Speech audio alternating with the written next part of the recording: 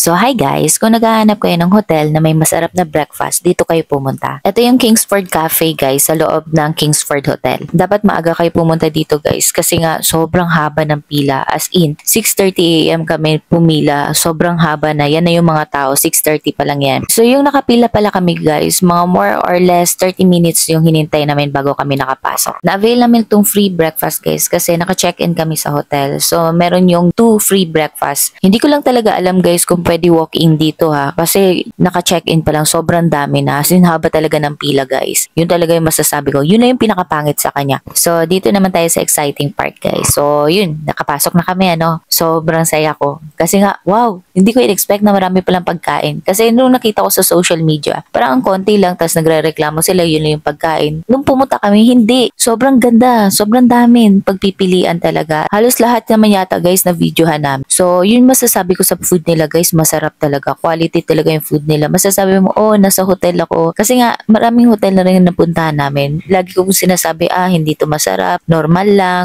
Parang nasa fast food ka lang or something, nasa karinderya ka lang. Ito hindi. Masasabi ko talagang nasa hotel ka talaga. So, yun.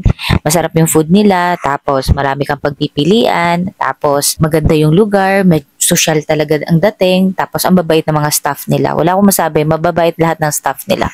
At saka ito pa pala malupit sa breakfast nila guys. Meron silang roast. Kumusta naman? Breakfast and breakfast roast beef kaagad. So, yun lang guys. Thank you for watching. Follow for more.